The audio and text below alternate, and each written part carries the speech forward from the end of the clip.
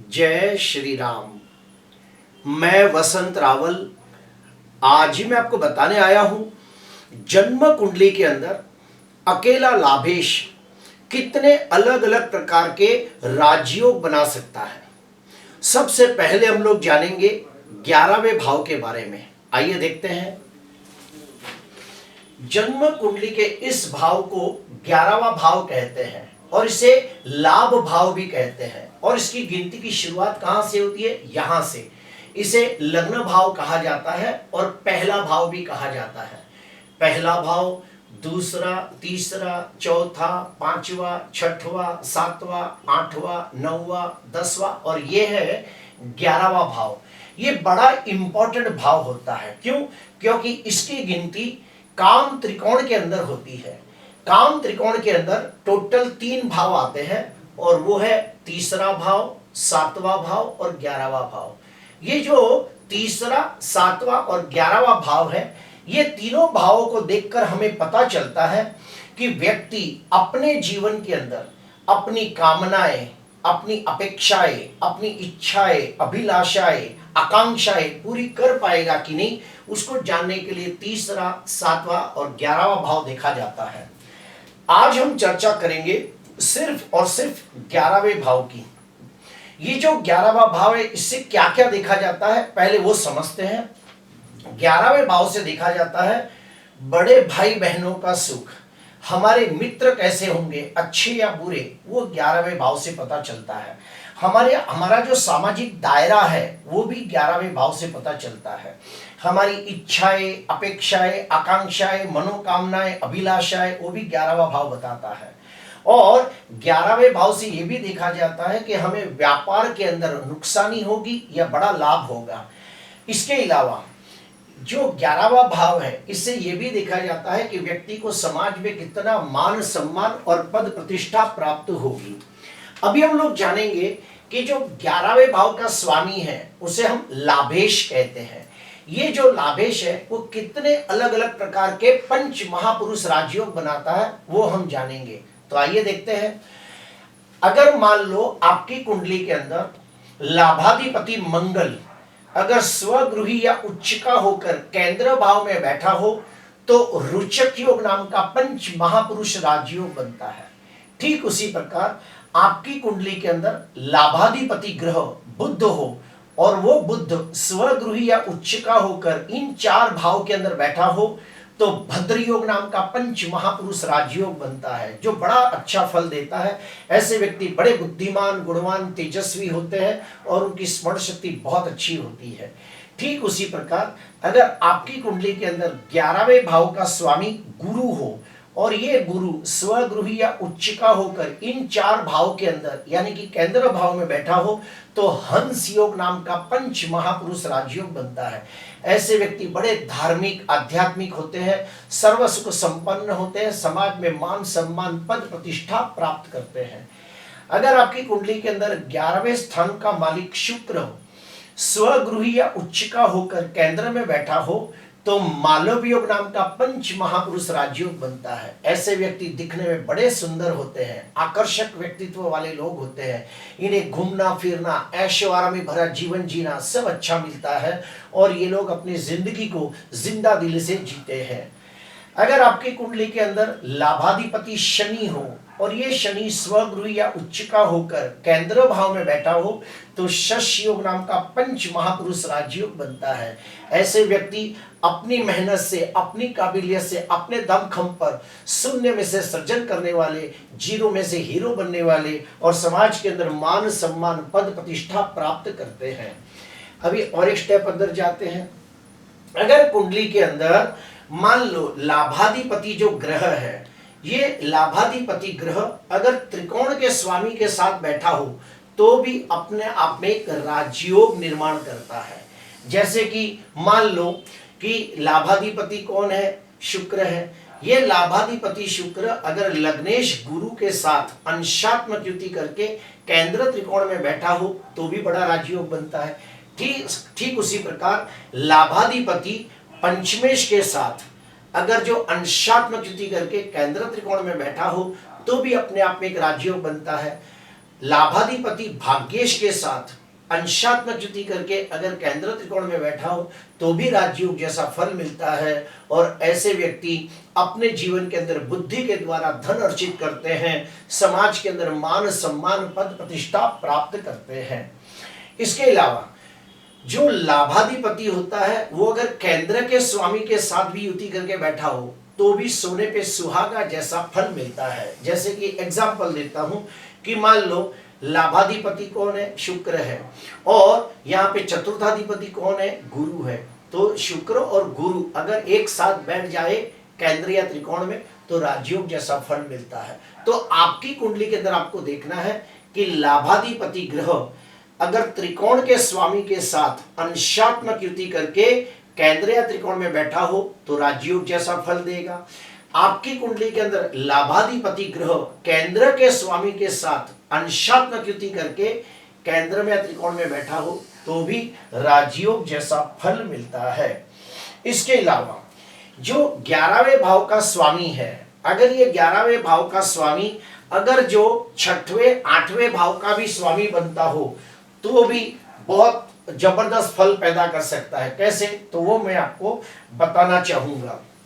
जैसे कि मान लो ये जो 11वें भाव का स्वामी है वही देखो यहाँ पे 6वें भाव का भी स्वामी है। धनु लग्न की कुंडली के अंदर, धनु लग्न की कुंडली के अंदर आप देखिए 6वें भाव का स्वामी भी शुक्र है, 11वें भाव का स्वामी भी शुक्र है। तो ये जो शुक्र है ये लाभेश के साथ साथ षष्ठेश भी है, यानी कि त्रिक भाव का स्वामी भी है। तो ये शुक्र की शुभता में वृद्धि हो जाती है। और अगर ये शुक्र 6वें भाव में बैठा हो तो हर्ष विपरीत राजयोग बनाता है। यही शुक्र अगर अष्टम भाव में बैठा हो तो यहाँ पे सरला विपरीत राजयोग बनाता है। यही शुक्र अगर 12वें स्थान में बैठा हो तो विमल विपरीत राजयोग बनाता है। तो उसके कुछ उदाहरण भी मैं आपको दूंगा। जैसे मान लो वृषभ लग्न की कुंडली है तो वृषभ लग्न की कुंडली के अंदर आप देखना 8वें स्थान का और 11वें स्थान का मालिक एक ही होता है, वह होता है गुरु। फिर से कहूंगा, वृषभ लग्न की कुंडली के अंदर अष्टमेश भी गुरु होता है, 11वें भाव का मालिक भी गुरु होता है। ठीक उसी प्रकार वृश्चिक लग्न की कुंडली हो और वृश्चिक लग्न की कुंडली के अंदर आप देखना अष्टमेश और लाभेश बुध होता है। फिर से कहूंगा, वृश्चिक लग्न की कुंडली के अंदर अष्टमेश भी बुध होता है, एकादश का मालिक भी बुध होता है। तो ऐसे स्थिति में विपरीत राज्यों की संभावना बढ़ जाती है। जैसे कि मैंने अभी एग्जाम्पल दिया, धनु लग्न की कुंडली के अंदर षष्ठेश और एकादशेश का मालिक भी शुक्र है। तो ये शुक्र अगर जो 6, 8, 12वें भाव में बैठा हो तो भी विपरीत राजयोग निर्माण करता है जो 10 राज्यों के बराबर फल देता है। अभी हम लोग और एक स्टेप अंदर जाएंगे कि मान लो जो लाभाधिपति ग्रह है वो लाभाधिपति ग्रह अगर जो शुभ कर्तरी योग में बैठा हो तो सोने पे सुहागा जैसा फल देगा। जैसे कि एग्जाम्पल देता हूं, लाभाधिपति ग्रह कौन है, गुरु है। ये गुरु आप देखिए लग्न में दिग्बली भी हो रहा है और चंद्र शुक्र के शुभ कर्तरी योग में भी आ रहा है, तो इसे बहुत अच्छा माना जाता है। कुछ किताबों में तो यह भी लिखा गया है कि जन्म कोई भी स्थान अगर खुद शुभ कर्तरी में हो और उस स्थान का मालिक भी शुभ कर्तरी में हो तो वो स्थान 100% अच्छा फल देने के लिए बाध्य हो जाता है। जैसे कि आपको समझाने के लिए मैंने यह कुंडली बनाई है। कुंभ लग्न की कुंडली है और 11वें भाव के अंदर धनु राशि आती है। आप देखिए 11वां भाव भी बुध और शुक्र दो शुभ ग्रहों के बीच में है, तो हम इसे कहेंगे कि लाभ स्थान शुभ कर्तरी योग में है। ठीक उसी प्रकार लाभाधिपति कौन है, गुरु है। ये गुरु भी चंद्र और शुक्र दो शुभ ग्रहों के बीच में आ गया है, तो हम कहेंगे लाभेश गुरु शुभ कर्तरी योग में है। तो जब भी आपकी भी कुंडली के अंदर अगर लाभ स्थान शुभ कर्तरी योग में हो और लाभाधिपति भी शुभ कर्तरी योग में हो तो राजयोग जैसा फल प्राप्त होता है। आइए और एक स्टेप अंदर जाते हैं। काफी बार ऐसा होता है कि जन्म कुंडली के अंदर जो लाभाधिपति ग्रह होता है वो अगर जो नवमांश कुंडली के अंदर उसी भाव में बैठा हो तो हम उसे भाव वर्गोत्तमी कहते हैं। एग्जाम्पल के तौर पे तुला लग्न की कुंडली है और 11वें भाव के अंदर सिंह राशि आती है। तो सिंह राशि का स्वामी कौन है? सूर्य है। ये सूर्य आप देखिए चौथे भाव में बैठा है। नवमांश कुंडली के अंदर भी वो चौथे भाव में बैठा है। तो हम कहेंगे कि लाभाधिपति सूर्य भाव वर्गोत्तमी हो रहा है, तो ये अपने आप में एक राजयोग जैसा फल देता है। ठीक उसी प्रकार अगर जन्म कुंडली के अंदर लाभाधिपति ग्रह जिस राशि में बैठा हो, नवमांश कुंडली के अंदर भी उसी राशि में बैठा हो, तो हम उसे कहेंगे राशि वर्गोत्तमी। कहने का भावार्थ यह है कि आपकी जन्म कुंडली के अंदर जो लाभाधिपति ग्रह है वो अगर नवमांश कुंडली के अंदर भाव वर्गोत्तमी होता हो या फिर राशि वर्गोत्तमी होता हो, तो भी ये लाभाधिपति ग्रह राजयोग जैसा फल देता है। और जब भी लाभेश की महादशा, अंतरदशा, प्रत्युंतर दशा, सूक्ष्म दशा आती है तो उसका शुभ फल देखने को मिलता है। अभी आइए हम लोग और एक स्टेप अंदर जाते हैं। अभी हम लोग जानेंगे कि लाभेश अलग अलग भाव में बैठा हो तो कैसा फल देता है। तो सुनिए, अगर लाभाधिपति ग्रह लग्न में बैठा हो तो निश्चित तौर पे बहुत अच्छा फल देता है। आपकी कुंडली में कोई भी हो सकता है। आपकी कुंडली के अंदर लाभाधिपति सूर्य भी हो सकता है, चंद्र भी हो सकता है, मंगल बुध गुरु भी हो सकता है, शुक्र शनि भी हो सकता है। तो आपको देखना होगा, अगर आपका लाभाधिपति ग्रह अगर जो लग्न भाव में बैठा हो तो ऐसे व्यक्ति बड़े मेहनतु, स्वमानी, स्वाभिमानी, अत्यंत बुद्धिमान, गुणवान, तेजस्वी, विनम्र, विनयी, विवेकी और बुद्धि के द्वारा धन अर्जित करने वाले लोग होते हैं। आपको मैं ये भी बता दूं कि लाभाधिपति ग्रह अगर धन स्थान में बैठा हो तो धनाढ्य योग बनता है। फिर से कहूंगा, लाभाधिपति ग्रह अगर आपकी कुंडली के अंदर धन स्थान में बैठा हो तो धनाढ्य योग बनता है। ऐसे व्यक्ति सुखी परिवार में जन्म लेते हैं। जन्म से ही सर्व प्रकार की सुख सुविधा उन्हें प्राप्त होती है और जैसे जैसे बड़े होते हैं वो बहुत ही धनवान, यशवान, कीर्तिवान बनते हैं, दिखने में सुंदर होते हैं, उनकी वाणी बड़ी आकर्षक होती है, मीठी मधुर भाषा बोलने वाले लोग होते हैं।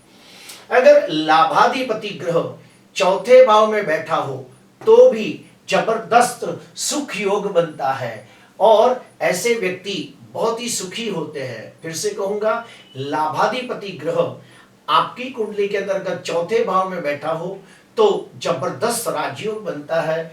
ऐसे व्यक्तियों को माता का सुख, मकान का सुख, वाहन का सुख उत्तम प्राप्त होता है।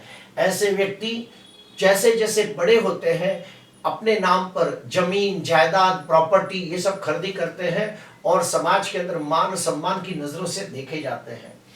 अगर लाभाधिपति ग्रह पंचम भाव में हो तो सोने पे सुहागा जैसा फल मिलता है। ऐसे व्यक्ति के संतान बड़े भाग्यशाली होते हैं।